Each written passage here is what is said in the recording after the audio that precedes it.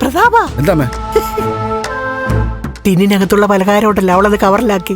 ഇനിയിപ്പോ അവളുടെ മോളുടെ വയറ്റിനകത്തെ ചെണ്ടമേളമായിരിക്കും. ഇനിയിപ്പോ വയറിനകത്തൊന്ന് ഉരുണ്ട് കയറി നെട്ടോട്ട് ഓടും. നമ്മുടെ കൊച്ചേ അവളുടെ കുഞ്ഞു പോയത് അറിഞ്ഞിട്ട് പടക്കം പൊട്ടിക്കാനിരിക്കുക. കണ്ണനിതറിയുമ്പോ സന്തോഷമായിരിക്കൂടാ. അവനും കൈകൊട്ടി ചിരിക്കത്തേ ഉള്ളൂ. അതുപോലെയല്ലേ അവനെ അവള് വഞ്ചിച്ചത്.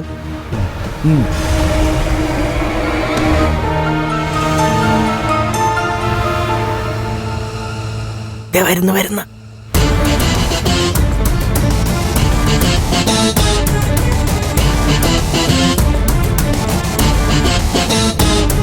ഓ പലഹാരം ഉണ്ടാക്കിക്കൊണ്ട് പോവായിരിക്കും. ഇനി അവിടെ ചെന്നിട്ട് ഇത് ചൂടാക്കി കൊടുക്ക. അവള് ചൂടോടെ കഴിക്കട്ടെ. നിങ്ങൾക്കൊക്കെ കഴിക്കാനുള്ളത് ഇവിടെ ഉണ്ടെന്ന് ഞാൻ പറഞ്ഞല്ലോ. നേർ പകുതി ഇവിടെ വെച്ചിട്ടുണ്ട്. എന്തിനാ അതവിടെ വെച്ചത്? അവിടെ അവള് മാത്രമല്ലല്ലോ, വേറെ 2 മനുഷ്യജന്മങ്ങൾ കൂടി ഉണ്ടല്ലോ. അവർക്ക് കൂടി കൊണ്ടുപോകത്തെന്താ? അതും സാധാരണ പലഹാരം ഉണ്ടാക്കുന്ന പോലെ അല്ല ഇവിടെ ഉണ്ടാക്കിയേ. ഓ എന്റെ അമ്മോ, അതിനകത്ത് എന്തെല്ലാം ചേരുവകളാ ചേർത്ത്. ഏലക്ക, ഗ്രാമ്പു, കറുവാപ്പട്ട, കിറുവാപ്പട്ട എന്ന് വേണ്ട സകലതും ഇട്ടിട്ടുണ്ട്. അതെല്ലാം കൂടി ഇട്ടാ വയറിനത് കേടല്ലേ അമ്മേ? അയ്യോ, അവളുടെ വയറ്റിൽ കുഞ്ഞുള്ളത് കൊണ്ട് അതൊക്കെ ഇവള് പാകത്തിനേ ഇടത്തുള്ളൂ. അതേസമയം നമ്മുടെ കുഞ്ഞായിരുന്നെങ്കിൽ ചിലപ്പോ വയറ് കേടായേനെ. കരുണയുടെ വയറ്റിൽ കുഞ്ഞുണ്ടായിരുന്ന സമയത്ത് ഞാൻ അവൾക്ക് കഴിക്കാൻ പാടില്ലാത്തത് എന്തെങ്കിലും ഉണ്ടാക്കി കൊടുത്തിട്ടുണ്ടോ? എന്നാലും അന്ന് ഇതുപോലെ പലഹാരം ഉണ്ടാക്കാനുള്ള ഉത്സാഹമൊന്നും ഇല്ലായിരുന്നു. ഇവള് 4-5 കൊല്ലമേ ഇവിടെ ആദ്യ കെട്ടിയവന്റെ കൂടെ ജീവിച്ചിട്ടുള്ളെങ്കിലും അവനോടാണ് പ്രതാപ ഇപ്പോഴും ഇവക്ക് കൂടുതൽ ഇഷ്ടം. അപ്പൊ ഇവള് പ്രാണനായിട്ട് കരുതിരുന്ന ഭർത്താവിന്റെ കുഞ്ഞിനോടുള്ള സ്നേഹവും ഇഷ്ടവും ഒക്കെ അയ്യേ നിന്റെ കുഞ്ഞിനോട് വരുവോടാ? അമ്മയുടെ മോനെ കല്യാണം കഴിച്ചതിന് ശേഷം എപ്പോഴെങ്കിലും ആത്മാർത്ഥമായിട്ട് എന്നെ സ്നേഹിച്ചിട്ടുണ്ടോ? അതിന് നിനക്ക് എന്റെ സ്നേഹം വേണ്ടായിരുന്നല്ലോ. ഇപ്പോഴും നിനക്ക് കാണാൻ കൊള്ളാവുന്ന ഒരു മോന്തയുണ്ട്. അതുകൊണ്ട് പുറത്ത് ഒരുപാട് പേരുണ്ട് നിന്നെ സ്നേഹിക്കാൻ. അതെ അതെ.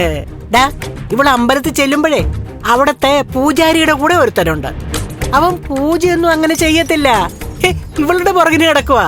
അത് പലരും എന്നോട് പറഞ്ഞിട്ടുണ്ട്. ആരെ ഈ പലര്? അമ്മ മാത്രമേ അങ്ങനെ പറഞ്ഞിട്ടുള്ളൂ. എടി നീ ചെന്ന് കഴിഞ്ഞാലേ പിന്നെ അവന് നിന്നെ ദേവിയായിട്ടാണ് തോന്നുന്നത്. നിന്നെ നോക്കിക്കൊണ്ട് നിൽക്കുന്നവന് പിന്നെ എങ്ങനെയാടി സമയത്തിനും കാലത്തിനും ഒക്കെ പൂജ ചെയ്യാൻ പറ്റുന്നേ?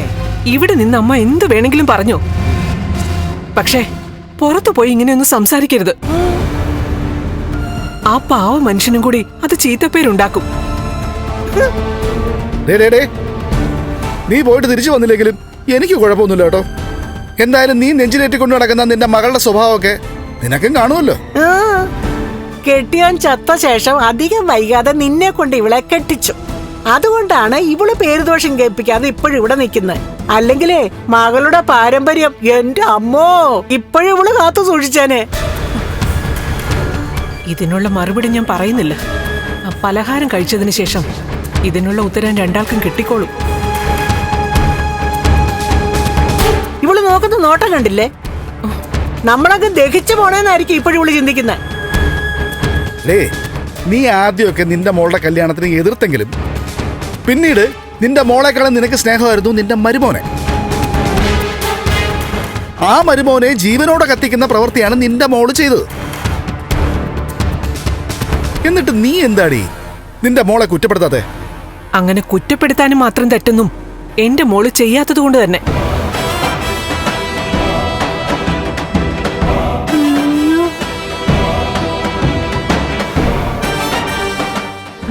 അവിടെ അഹങ്കാരം നോക്കടാ.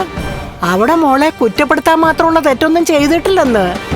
അല്ല, അവക്കിതൊന്നും വലിയ കുറ്റമായിട്ട് തോന്നത്തില്ല. കാരണം ഇവളും അത്യാവശ്യം അവളുടെ മോളെ പോലെ തെറ്റ് ചെയ്യാൻ മനസ്സുള്ളവളാണല്ലോ. എന്നാലും നമ്മുടെ കർണമോള് നിന്റെ കുഞ്ഞു തന്നെയാ. പക്ഷേ അവിടെ മൂത്ത മോള് അവളുടെ ചത്തുപോയ കെട്ടിയവന്റെ കുഞ്ഞാണോ ഒന്ന് ചെക്ക് ചെയ്തു നോക്കുന്ന നല്ലതാ.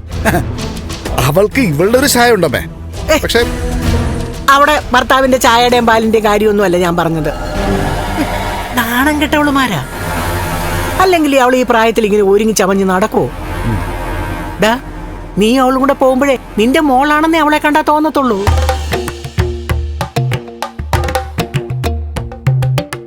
എനിക്ക് അത്രയും പ്രായം തോന്നുമേ? ആ പിന്നെ നീ കളവനായടാ. എന്തിന് നീ ഞാനും കൂടെ പോകുന്ന കണ്ടാലേ ആളുകൾ പറയും ഞാൻ നിന്റെ ചേച്ചിയാന്ന്. പോമേ. അത്രയ്ക്ക് പ്രായമായടാ നിനക്ക്. 10 പറ കൊടവയറുമായിട്ട് നടക്കുവാ. എവിടെ കൂടെ വരും? പിന്നെ എന്താ ഇത്? ഇത് 6 പാക്കാ. 6 അല്ല 7.